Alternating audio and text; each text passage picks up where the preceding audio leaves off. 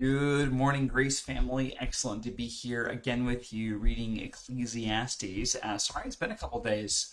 Friday and Monday. Well, Friday was extremely busy. Monday, I used a little bit of time to recover from my week last week. Kind of had an insane week last week. So coming into this week, I wanted to kind of take a little bit extra space so that way I would be mentally sane. Anyway, so I feel refreshed. Day kind of at home working on projects here around the house, getting some stuff on the website, Facebook, doing some reading, those kind of things that kind of help get me back into a good space. So make sure you're taking space for yourself. That's something I'm continually reminded of. And I continually go back to the fact that we need to be taking good space for ourselves and making sure that we're getting rest and making sure that we are prepared to handle the trouble of the day. If we wear ourselves down, we're not able to do that. So don't shame yourself for resting. Certainly don't be lazy and don't use that as an excuse to be slothful. But at the same time, it's okay to get rest and it's okay to not work an insane amount of hours. That's an okay thing. So I'm telling you this to tell me this. But looking at Ecclesiastes chapter 11, kind of getting a little bit of a different topic today. This is the first chapter in a while that's going to seem kind of coherent. The past couple of chapters have been kind of ramblings of different sayings and ultimately just him kind of still continuing in this kind of idea of meaninglessness. And I say ramblings, but the text of Ecclesiastes is just absolutely beautiful. It's structured in a very intentional way. And it feels like ramblings because that's the point. The point is that ultimately when you begin searching for meaning under the sun, you begin struggling to find it. And as you struggle to find it, all you know is these truths that you can kind of come to that are just things that are common to people's experience. So as we come to chapter 11, he's continuing that ideology, and you'll see where we go from there. So chapter 11, starting in verse 1, cast your bread upon the waters, and you will find it after many days. Give a portion to 7 or even 8, for you do not know what disaster may happen on the earth. If the clouds are full of rain, and they empty themselves on the earth, and if a tree falls to the south or to the north, in the place where the tree falls, there it will lie. He who observes the wind will not sow, and he who regards the clouds will not reap. As you do not know the way, the spirit comes to the bones. Spirit comes to the bones in the woman of a woman with child. In the womb of a woman with child. There we go. So you do not know the work of God who makes everything. In the morning sow your seed at evening, and withhold not your hand, for you do not know which will prosper, this or that, whether both alike will be good. Light is sweet and pleasant for the eyes to see the sun, and it is pleasant for the eyes to see the sun. So if a person lives many years, let him rejoice in them all. But let him remember that the days of darkness will be many, and all that comes is vanity. Rejoice, O young man, in your youth, and let your heart cheer you in the days of your youth. Walk in the ways of your heart and in the sight of your eyes. But know that for all of these things God will bring you into judgment. Remove vexation from your heart and put away pain from your body, for youth and the dawn of life are vanity. So that's where he concludes, just 10 verses, and that's just all that I want to address today. Coming back up to the top, let's kind of work our way down through these. So the very first verse says, cast your bread upon the waters, and you will find it after many days. Now, needless to say, this is pretty strange. I don't know how many of you have taken a piece of Wonder Bread and you throw it out into the water, and I don't think that what Solomon, or in a sense Koheles here, is saying is specifically saying that this soggy piece of Wonder Bread, after you've thrown it out into the water, that it'll somehow come back to shore after a few days at sea. That's not what's being said here. The idea being specifically that you send out your investments. This is in terms of sending your grain across the seas, and in time profits will flow back to you. That's what's being said. So this is about taking your merchant ships, sending them out across the seas, gaining some profit off of the grain when it comes back to you. That's what's being said. Verse 2, similar kind of ideology and wisdom.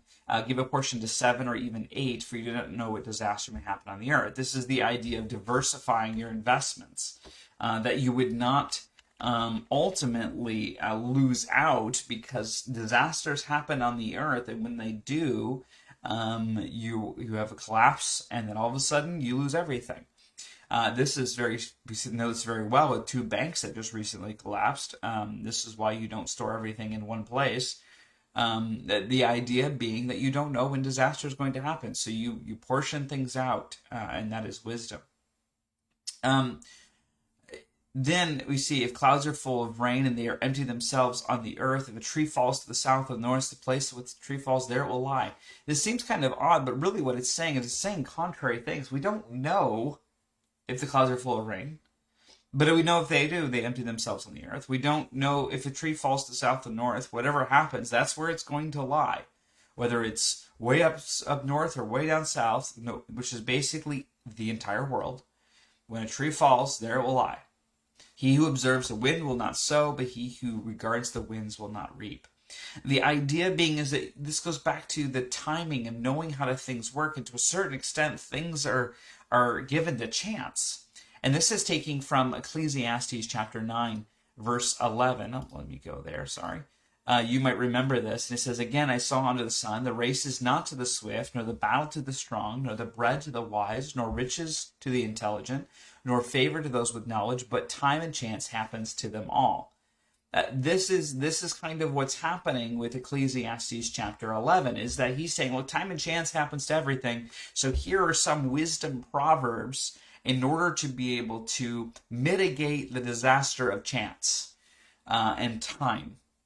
And that's specifically what we see in Ecclesiastes chapter 11, is that he's trying to give you some wisdom for how do we live in a fact that we don't know when things are going to occur, when chance is at play, and we can't really know exactly when the right time is. Again, Ecclesiastes chapter 3.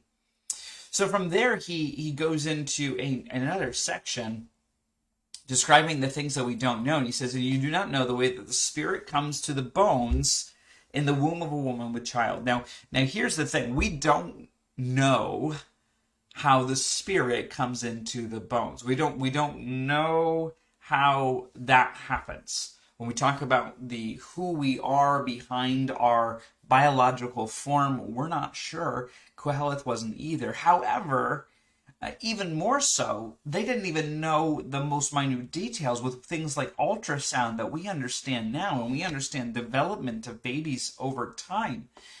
We know more, but what the incredible thing is that even though we know way more than Koheleth did in his day, we still have very little understanding of how everything in the world that we live and eat and breathe and the things that we do every single day, we don't know how it works. And the reality is that's what he's saying, is you do not know the work of God who makes everything. We don't know how God does the things he does. We don't know why he does the things he does. We don't know ultimately why what seems as chance to us is the way that it is, but it's God that's doing it, and we just don't understand. And that's what Koheleth's point is in verse 5.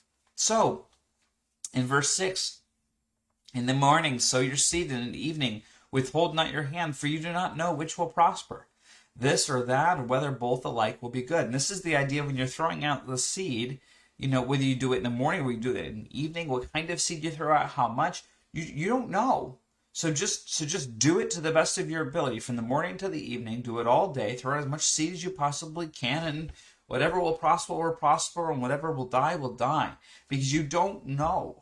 And so you're better off to just continue to living your life and with the expectation that you don't know, and you're just going to hope for the best. Which, again, is kind of interesting, because verse 7, "Light is sweet and it is pleasant for the eyes to see the sun." This is Koheleth saying, hey, look, it's great to be able to wake up to a new morning. And I think about this often, that, we don't think about the value of being able to wake up again another day sometimes, and experience something good, and experience what the Lord has made in this day. And so I think about that today, and have you thought about that today? That today is the day that the Lord has made. I will rejoice and be glad in it, despite what the circumstances are of the day. Whether it's difficult or whether it's easy, whether it's a happy day or a sad day. regardless, that I will be pleased with the fact that I have been given life and I have been given something to do on this earth for today. So verse 11, continuing that idea that he starts in verse 7. So if a person lives many years, let him rejoice in them all. But let him remember that days of darkness will be many, and all that comes is vanity. So, he gives with one hand, and then quickly Kohelet takes away. It says, let us rejoice in every day, which is a great sentiment. But then he says, but let him remember that the days of darkness will be many. You're going to have a lot of bad days, and ultimately everything you pursue, it's just going to be vanity, a bell, a breath. It's going to come, it's going to go. You're going to desire more, but it's to what end? It is an enigmatic meaninglessness. And so he gives, but then he takes. So then verse 9, he gives some wisdom. And he says, oh, rejoice, O young man, in your youth, and let your heart cheer you in the days of your youth. Walk in the ways of your heart, in the sight of your eyes. But know for all of these things, God will bring you into judgment. Now I want to pause on this for a second. This saying to me is magnificent. And here's why. Because under the sun, this is exactly what people say. Follow your heart. Let your heart cheer you. He's saying follow your heart. Whatever you want. Walk in the ways of your heart, the sight of your eyes. Whatever you see to do and whatever you feel like you want to do, do it. That's what he says. This is the culmination of what I feel like the millennial generation, my generation, has been told. Follow your heart. Do what seems right to you. And this is where our world is heading, and this is what ultimately you bring. Because the difference being between what Kohelet says under the sun and what we say under the sun now is that we leave out that last part. But know for all of these things that God will bring you into judgment. See, this is the thing that Kohelet recognized. He recognized that there was a God who would bring people into judgment. In fact, that's the very thing that he says elsewhere. But let's look at Numbers chapter 15, verse 39. I want to show you this text. It says this, and it shall be a tassel, this is referring to the law, to you to look and remember all the commandments of the Lord, to do them, not to follow after your own heart and your own eyes, which you are inclined to whore after, so that you shall remember to do all of my commandments and be holy to your God. Interesting. Kohelet's command is directly against what God has said in the law. And he almost word for word brings against exactly what God has said. And this goes back to, this is why I think Kohelet, as much as he is picturing himself as a wise man, he's not a wise man. He's a wise man under the sun. And true wisdom is wisdom that starts with the fear of the Lord and comes with the knowledge of the Lord. And he doesn't have those things because he doesn't listen to this basic text. He says, remember to the commandments of the Lord, not to follow them after your own heart, your own eyes, which you are inclined to whore after. This is exactly what Kohelet is saying. He's like, walk in the ways of your heart and the sight of your eyes. Because that's what under the sun makes the most sense. That's what makes the most sense. If there is no eternality, if there is no divine presence, just do whatever pleases you and die and live in vanity your entire life. And many struggle with that because that's how they feel. But that's contrary to what God has asked us to do. He said, remember, do all my commandments and be holy to the Lord. It's interesting. In Job says something very similar. In Job chapter 31, verse 7, he says, if my step is turned aside from the way, and my heart has gone after my eyes, and if any spot has stuck to my hands, then let me eat let sow and another eat, and let me sow, and another eat, and let what grows from me be rooted out. If my heart has been enticed towards a woman, if I've lain in wait at my neighbor's door, and he goes on and he talks about all the iniquities. But the idea being that his heart has gone after his eyes, and that's a bad thing. It's a bad thing for his heart to go after his eyes. And this is ultimately what we see in conclusion of Kohelet's writing in Ecclesiastes chapter 12. Sorry, let me get there. Verse 14. He concludes the book with this idea. We're going to get there tomorrow. But he says, for God will bring every deed into judgment with every secret thing, whether good or evil. And this is the core of ultimately what he's been saying, is basically like, oh, well, God's going to judge you for it. And this is the thing, but yet he has said, walk in the ways of your heart in the sight of your eyes. But know for all these things, God's going to bring you to judgment. And so, he keeps waffling between these two ideas, one under the sun, and one this divine law and wisdom of God that he has a piece of. And he keeps resurfacing as we have discussions. And so, verse 10, he continues with, remove vexation from your heart, put away pain from your body, and from your youth and from the dawn of life are vanity. This idea of putting away pain, that this is almost in a sense of putting away evil, misery, distress, or injury. That's more of what the idea of what's being said there. And so he's saying, remove the vexation from your heart. What vexation might that be? Well, the vexation could be the judgment that God is going to refer them to. But he also could be referring to the vexation of pursuing things that are meaningless.